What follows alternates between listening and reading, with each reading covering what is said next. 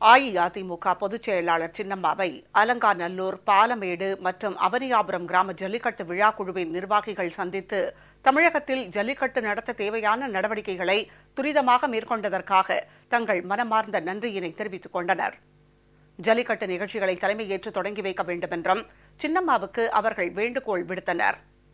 அனைத்திந்திய அண்ணா திராவிட முன்னேற்றக் கழக பொதுச் செயலாளர் சின்னம்மாவை சென்னை போயஸ் தோட்ட இல்லத்தில் மதுரை மாவட்டம் அலங்காநல்லூர் கிராம ஜல்லிக்கட்டு விழா குழுவின் தலைவர் திரு ஜே சுந்தரராஜன், செயலாளர் திரு வி சுந்தரராகவன், துணைத் தலைவர் திரு வி பெரியசாமி, பொருளாளர் திரு டி கணேசன் உள்ளிட்ட நிர்வாகிகளும், வாடிப்பட்டி தாலுகா பாலமேடு கிராம ஜல்லிக்கட்டு விழா குழுவின் தலைவர் திரு சி செல்லதுரை, செயலாளர் திரு பி கார்த்திகை ராஜன், பொருளாளர் திரு ஏ டி சுப்புராஜன் உள்ளிட்ட நிர்வாகிகளும், அவனியாபுரம் கிராம ஜல்லிக்கட்டு விழா குழுவின் தலைவர் திரு ஏ கே கண்ணன், செயலாளர் திரு எம் ராமசாமி, துணைத் தலைவர் திரு ஓ பெரியசாமி, பொருளாளர் திரு ஏ மாயாண்டி உள்ளிட்ட நிர்வாகிகளும் தனித்தனியே நேரில் சந்தித்து ஜல்லிக்கட்டு நடத்த தேவையான நடவடிக்கைகளை துரிதமாக எடுத்து நமது கலாச்சார பெருமைகளை கட்டிக்காத்த மாண்புமிகு புரட்சித் தலைவி அம்மாவின் மறு உருவமாக திகழும் கழக பொதுச் செயலாளர் சின்னம்மாவுக்கு தங்களது மனமார்ந்த நன்றியை தெரிவித்துக் கொண்டனர்.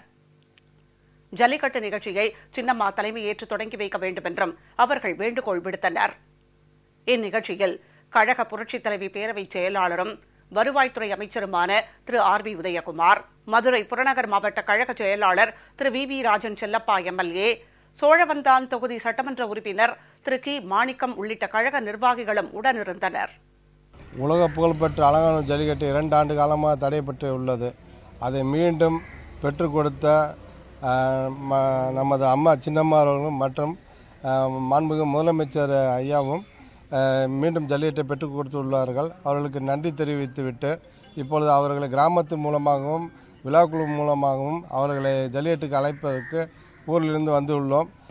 தமிழர்களின் பாரம்பரிய விளையாட்டான ஜல்லிக்கட்டு விழா தொடர்ந்து நடைபெறுவதற்காக பல போராட்டங்களை நடத்தி வந்த பொழுது அதை செவிமடுத்து மக்களின் கோரிக்கையை ஏற்று உடனடியாக அவசர சட்டம் நிறைவேற்றிய மாண்புமிகு தமிழகத்தின் வருங்கால எதிர்காலம் சின்னம்மா அவர்களுக்கு பாலமேடு கிராமத்தின் சார்பாக நன்றியை தெரிவித்துக் கொள்கிறோம்.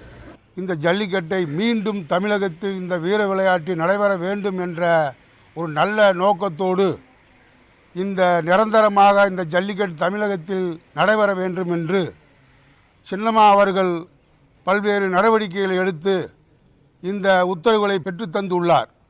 அவர்களுக்கு அவனியாபுரம் பொதுமக்கள் சார்பாகவும் ஜல்லிக்கட்டு குழு சார்பாகவும் 1000 கோடி நன்றிகளை தெரிவித்துக் கொள்கிறோம். அம்மா அவர்களை அவனியாபுரம் ஜல்லிக்கட்டை நடத்தி வைக்க வேண்டும், நீங்கள் வர வேண்டும் என்று நாங்கள் மனு கொடுத்துள்ளோம்.